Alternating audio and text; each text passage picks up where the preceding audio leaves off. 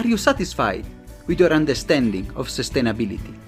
If you are not, imagine a journey together, a pluralistic one, with academia, innovators, startups, NGOs, all looking for solutions to the greatest challenge of our time. My name is Samuele Tini, and this is the Sustainability Journey.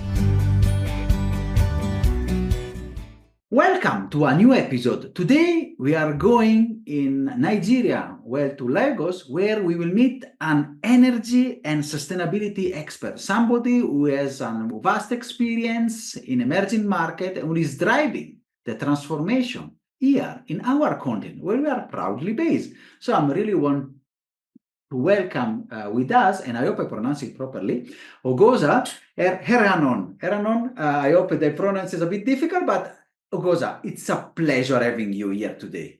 Thank you so much, Samuel. The presentation is a good touch. Thank you so much for having me. It's a pleasure to be on the show today. Before we start, our usual question, who is Oghosa? So you are a prominent figure in sustainability energy. So can you walk through your personal journey? Yes, I would love to. Who is Oghosa? Well, she's a Nigerian born and bred, and she currently lives in Lagos. I actually have a background in law, so my first almost 3 degrees were in law. So I was on the journey to becoming a barrister, which is great when I think about it now. But then over the last 5 years, I have transitioned much with the energy sector and into working across different parts, from electricity markets to the gas aggregator market to electricity markets to renewable energy access, and now to hydrogen, and then also looking into energy storage. So in just a very short period of time, I've been able to touch a lot of very important aspects of the energy sector. And then one thing I've found as a niche in my own accolades, if I'm to say so myself, is I find sustainability very concrete to every single thing we do. So, right from the get-go, when we look into it, like renewable energy access, I was trying to make sure that all the practices and the mini grid assessments we were doing had a sustainability criteria. And I was doing this just pre-pandemic, so sustainability wasn't even a lot of was table. So those were all very. And looking back now, I think there is a lot of momentum in the work we do. So now I'm trying to bring both the best of both worlds together, which is like energy and sustainability. And yeah, it's been a great journey so far. But I think the transition really happened when I realized that infrastructure that we lay down today is going to be used for at least 2, 3, 4 decades down the line.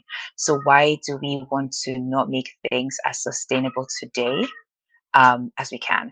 And that involves the practices of supply chain and our methods, the way we think about business, the way we think about production, the way we think about recycling.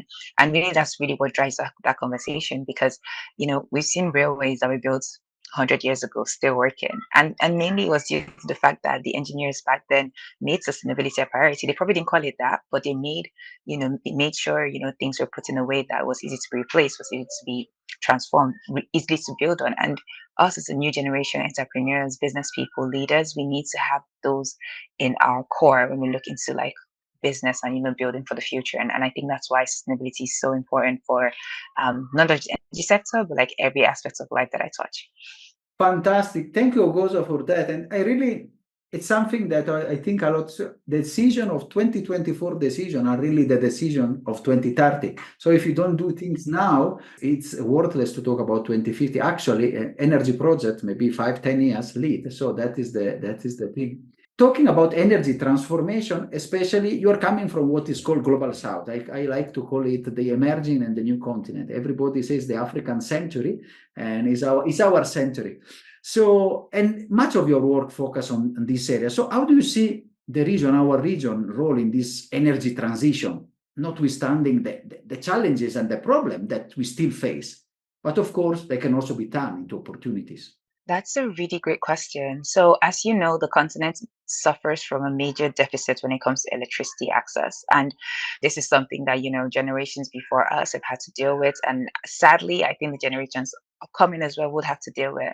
This transformation for the energy sector has to happen in a way that works for Africans. It's not going to be as much leapfrogging as paid, but it also has to be one that's deliberately puts in sustainable practices into measures. So my initial background is actually working in the gas market. So my country, Nigeria, has a decade of gas, which they've been rolling out for since 2020, actually. And what we're trying to do to make sure this decade isn't one that is as polluting as say the global north has emerged, is making sure that we put sustainability practices into our gas pipelines and gas infrastructure. So obviously, like things like gas flaring now is like prominent on being so important, because if we are going to electrify the continent on gas, which is what primarily a lot of African countries have in abundance, besides sun and wind and all the other exciting renewables, we do have to make sure like sustainability are in those practices. Because my concrete realization is I don't want the Africa continent to move on like business as usual. And then 2045, everyone is pointing fingers back on the continent, because now you guys, now Africa has electricity, but then you've polluted the world with trying to get electricity with gas. So that's why it's so easy and important now for us to put the bedrocks down and say, this is the pathway we're going to try to make sure this for resource is going to be as sustainable and low carbon as possible, in order to make sure our people can develop, industrialization can happen, because energy is what drives business. So that justification and those actual like frameworks is what I'm really hoping that a lot of African countries take on. And even when we look into the renewable side, so production of solar panels and wind turbines, all of those are very like you need energy to manufacture those. So when we're really trying to build that balance, we have to be very cautious about the fact that it's not going to be a one size fits all, and not just the continent, but other emerging communities have to understand and recognize what is their competitive advantage when it comes to energy security, and how can they make that as sustainable as possible, not just for now, but for the decades ahead. And it's really, really important, especially the energy deficit is something that we really need to drive industrialization and really also respond to the demand, especially of the younger generation, for jobs, decent jobs on the continent, and really to drive what is development, and also stop this migration that it is on the news, but also creating a future that is here. And talking about energy and gas, I mean, there is also, you talk about leapfrogging and movement, there is a lot of excitement, especially here also in Kenya, because we have a huge geothermal part and it's about hydrogen. So which has been touched one of the many sources we have discussed also in the past. So, but I want to really, you have authored a book that is co-authored a book, sorry, touching hydrogen future. So how do you see the potential for hydrogen, especially in Africa, and how this can be a game changer to really unlock this transformation? Yeah, no, someone that's such a big conversation, and it's one that I've been having since 2021, when the first hydrogen buzz really started. And I'm super grateful to my co-authors on the Touching Hydrogen book, as well as the editors who have just really been driving this conversation. Africa is a very interesting continent. I think, like you've mentioned, it's the African century, right? So there's all this buzz, attention, come to the continent. And, when you're in the limelight, sometimes you panic, make mistakes, you get distracted. There's so much can happen when there's so much pressure on you. But I think the hydrogen market does give a new imperative to define who the African leaders, or who the hydrogen leaders are going to be in the future. Um, a lot of countries like Namibia and Morocco have actually introduced their own hydrogen strategies. And what that means is that they have put into policies and saying, this is how we're going to transform our economy through hydrogen. These are the things we're going to introduce to make sure our countries are attractive prospects for the hydrogen market. Now, that doesn't come to say that there aren't challenges, because countries like Namibia, I think they have over 300 days of sunshine, or something. So they're prominently, able to produce green hydrogen. Now, but on the swap side is that you can't produce hydrogen without the technology, the electrolyzers. So now we need to start looking at supply chain for actually producing those solar panels, the battery systems, the electrolyzers. And I think even the bigger conversation of like hydrogen markets, we actually need to go back. And I think you've mentioned the supply chain issue before. Have to go back to supply chain and think, okay, what are the pathways that African countries can actually play in this? Beyond manufacturing or producing hydrogen, what other aspects of the supply chain can we actually tap into? And I think countries like South Africa have actually been very much spearheading this conversation. I think they have a hydrogen center where they are actually training engineers and technical skills towards like supporting the hydrogen market already. So not just giving us big numbers and big figures, we need to be looking at the skills. How many students are studying hydrogen university? How many African students are going on for future studies? How many African students are understanding the hydrogen economics, not just the production, but the figures. The levelized cost of hydrogen is one that is the price, which is LOH, which is the price of hydrogen, is one that's been constantly discussed, and you can't really contribute to something you don't understand. So I see a lot of people on LinkedIn, social media talking about, oh, hydrogen is the future, but on the other side, you need to look at the economics on how that plays into the cost of hydrogen on the continent, or how that plays into what it's going to cost us to actually manufacture it, store hydrogen, and export hydrogen. Those are like three tiers of production across the supply chain that I feel not a lot of attention is being given to, but there is progressive movement, of course, definitely. But it's like if we're really trying to harness the potential of hydrogen continent, it has to be a multi-dimensional approach. It can't just be one of like saying we have sunshine and wind, so we're going to be African century or whatever. We have to actually start breaking down these layers, and seeing how skills can be happen. Government and policymakers are being aware of what that is about. Exports and custom duty industries aware of what the hydrogen market is going to be. Transportation needs to be at speed of what that is.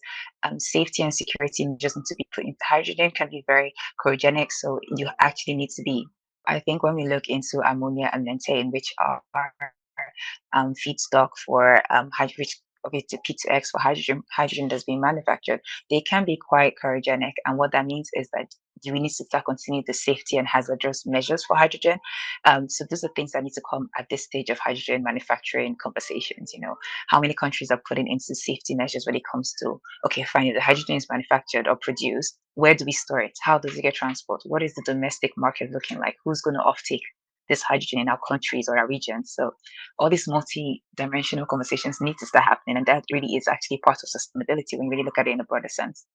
That is perfect. Thank you, Oghosa. And it's really important not to see, just to get excited, but also to create the conditions and a whole ecosystem, especially as we have done with solar. I remember when solar started 20 years ago, we were struggling to get technician and work. So with the work of the vocational trainings and things, sometimes I say the people that will drive the transformation, they are not only the people with the white collars in the capital city, but they are what we call here the fundi, so the workers which they install, they work and maintain, and which are the hands. And the skill is now, the skill gap is reduced. And I think for hydrogen, we really need to look at those parts, which enable also a bigger and wider transformation.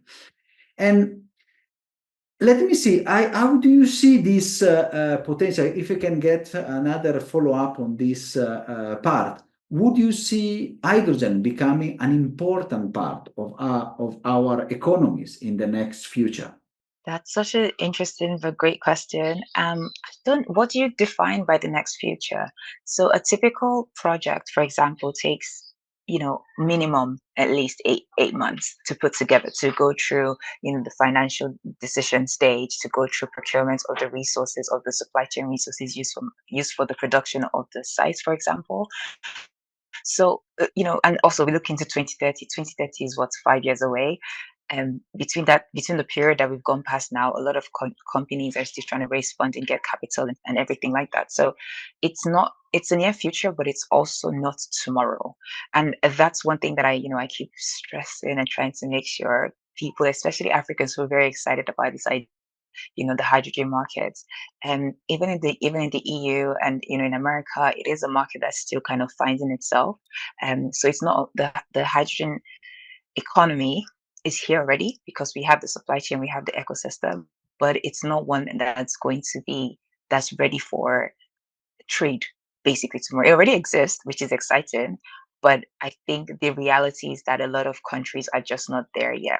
Even a lot of off-takers, I think one of the Bloomberg facilities, BNEF, they actually mentioned that I think less than 20% of off-taker agreements have actually been signed as of earlier this year. And what that means is that off-takers are necessarily people who are going to buy this hydrogen when it's being produced.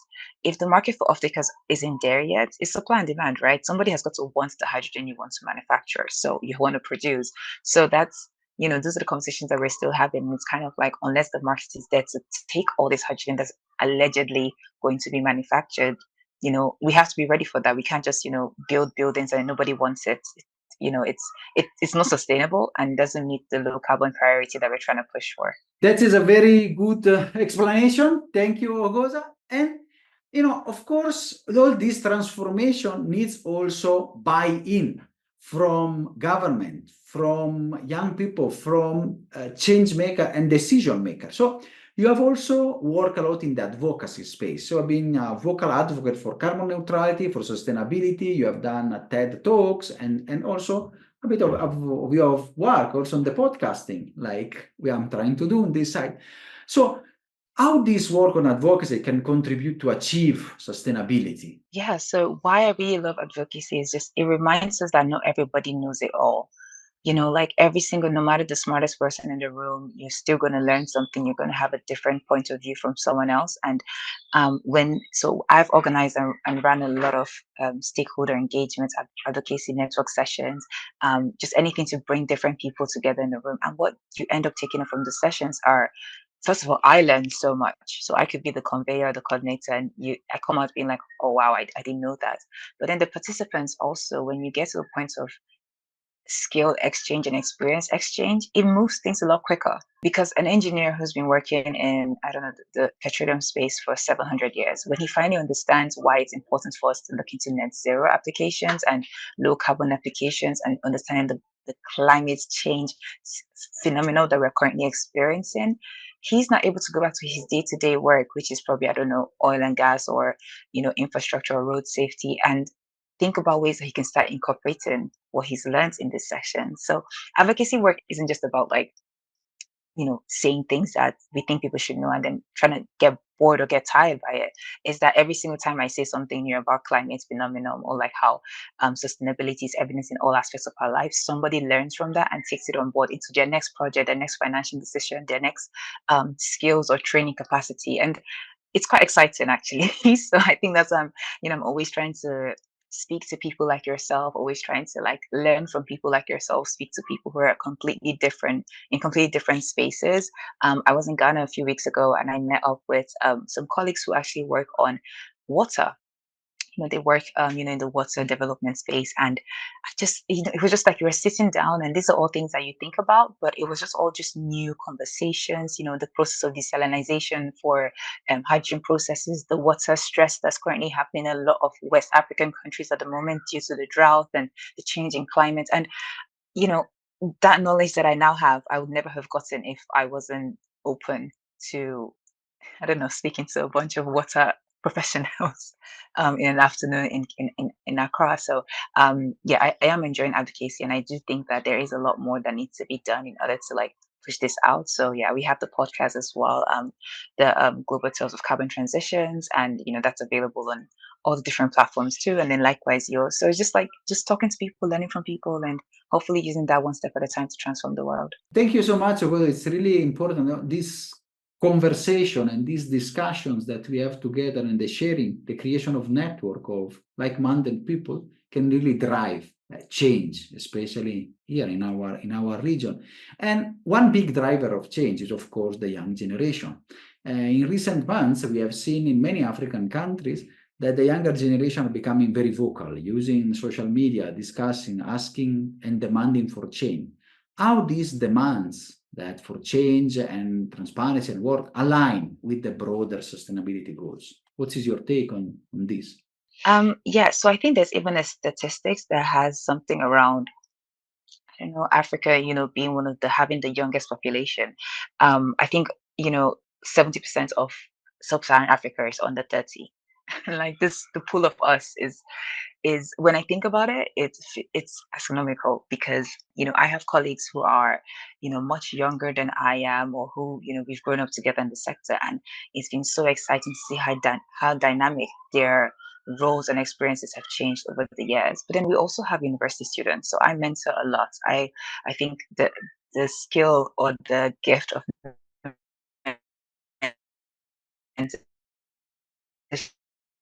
but what mentoring really does is it allows you to really hear the woes and the concerns of like the younger generation in quote.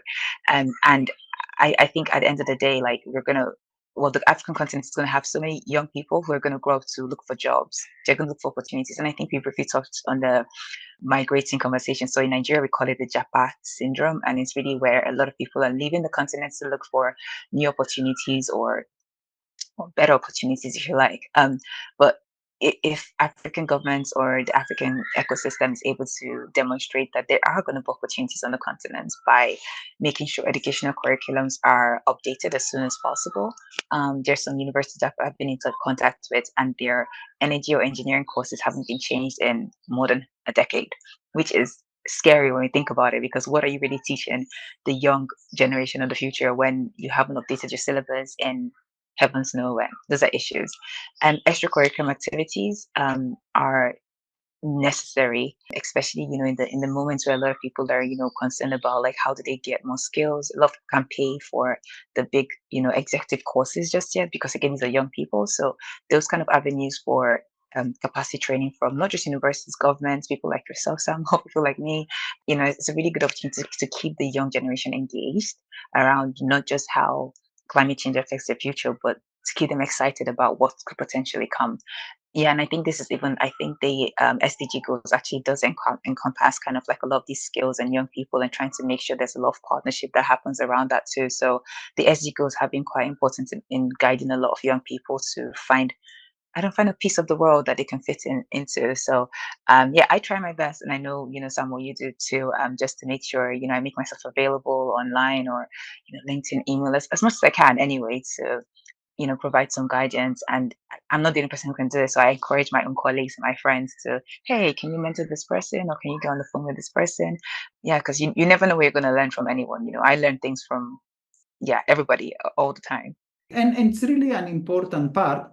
And it's really to enable also unlock this transformation, we need also businesses to get along and really embrace also the transformation, notwithstanding the problem that we have. And so which steps do you think that, since you are a globetrotter in our continent, in the world, and you meet many of them, so what step the business, I was saying, in Africa needs to do to align the operation and the work to the sustainability goal that you mentioned. So, and from your experience, I would love, if you can share some examples that you have met, and then you can see that these are examples of businesses that have been really successful transition towards sustainability, and those are maybe the factors that enable them to do that.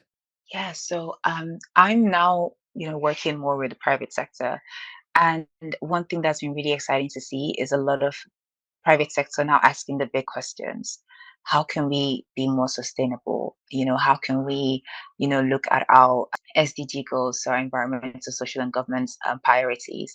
A lot of that stems from the fact that financial disclosures are becoming so imperative. In fact, the UK actually has, not the UK, sorry, the EU actually has introduced a lot of new disclosures that actually have to come into place to not just make sure that companies are meeting their sustainability requirement goals, but also understanding that these goals are what's going to define the kind of financing that they get, the kind of exposure to corporate funding that they get. So corporate sustainability disclosures is becoming so important globally.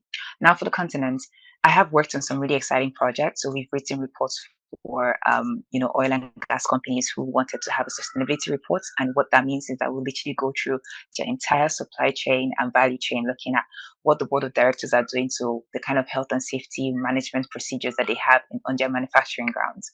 That was a very exciting experience because not only did that give me exposure into the real, private sector operations, but also it also showed me how much more capacity we could bring to light. So at some point, and I have colleagues who do this, we actually do sustainability practices training for floor staff. So you'd have your manufacturing teams or facility come in and understand how they can, start recycling more, use less water, energy efficiency, trying to make sure there's health and safety on the ground, putting their health as a priority as well. And it's been a really exciting journey. So I am seeing more companies funding these kind of, so they're not cutting to their process. They're actually finding funding or financing applications to encourage sustainability trainings across supply chain, if you like. Another thing that I feel is driving a lot of African businesses, and I'm just going to be very particular to the continent, is the fact that it's becoming competitive. Now, when a new client sees that a business has a sustainability report or is, putting out sustainable practices. And if I have money to invest in a business and there's one who is and one who isn't, naturally I'm going to go to the one who is, because I feel they've been intentional about trying to make sure their business can withstand a lot of the climate or sustainability risks that may come their way. And I think that's so it's a drive for competitiveness at the moment, which is quite interesting to see. But as practitioners and as business people ourselves, we actually have the opportunity to then support these companies in making sure that not only are they doing this, but they're doing it in a way that's actually genuine. So you're not just putting things on paper, you're actually making sure that you're building this more sustainable and business and futuristic business structures. Yeah, it's really exciting. I think there are a lot of, and not just in Nigeria, I think I've worked with a team out in South Africa as well, who's obviously working on trying to make sure their business is as corporate accepts to corporate sustainability in the core of everything they do. And there are even a lot of ISSD, which is International Sustainability Standard Disclosure.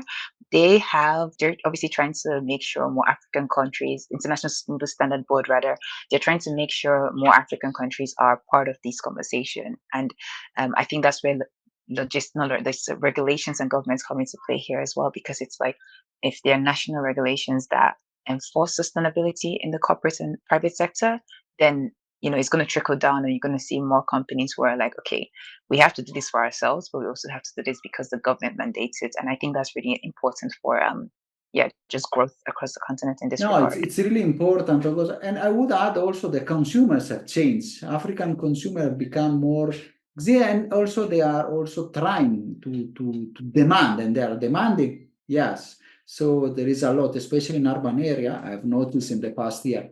So it's been really a very interesting and great episodes, and it's really full of insights. And what I like, it's really based on our reality and the work that has been doing in a region that sometimes is still portrayed, however, I mean, less than, like, say, 30 or 40 years ago, as lagging behind. Actually, we are really now pushing, and Africa has taken its place and several African countries have taken their place as now powerhouse and really helping driving future and innovation. So I want to ask you, do you have a final message that you want to give as you as a change maker to those that are looking to make a positive impact in transition and sustainability, and especially based on our reality for our young people here in our countries? So I will start with the impact for energy transition. Over the last few years, I've worked across different technologies, different sectors, different countries, which has been an exciting experience. There has to be more understanding to diversity of technologies for a low carbon future. And what I mean by that is, it's never going to be one size fits all. It's never going to be an instance of, Kenya being able to scale in mobility, and then that means, I don't know, Sierra Leone must.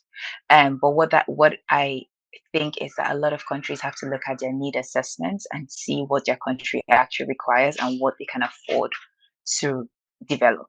Looking into the future, I think it's important that there has to be more diversity in technology. And I think one strong example that I am now using is looking at flexibility and energy assessment needs, whereby a country really looks like it has a forecast of what their energy needs are going to be in, I don't know, 10, 20 years, and then walks backwards from that and says, okay, this is what we're going to need for energy in the next, right? Our population increases, all these things are happening. So this is the energy we're going to need. What technologies do we have right now that can speed up to meet those targets? So I think more African countries need to look into their assessment needs for not just electricity markets, but also energy use, looking into industrialization and other heavy industry sectors. And yes, I think that my own key takeaway in energy transition is just to encourage diversity in our procurements, diversity in our energy transition use, diversity in the way we approach low carbon situations. I said this earlier, the energy transition is never going to be a one size fits all. Different countries are going to have different strengths. But as long as we ensure that the energy transition is meeting international standards, it's low carbon, is leaving no one behind, is as just as possible, then I think each country will have some celebrate when they get to the, I don't know, net zero goals or whatever have you. Yeah, and I think to your next question regarding the younger generation, I said this on LinkedIn, I think a few days ago, and I was just kind of like, just start doing things. I meet young people and they're like, oh, I don't know what to do.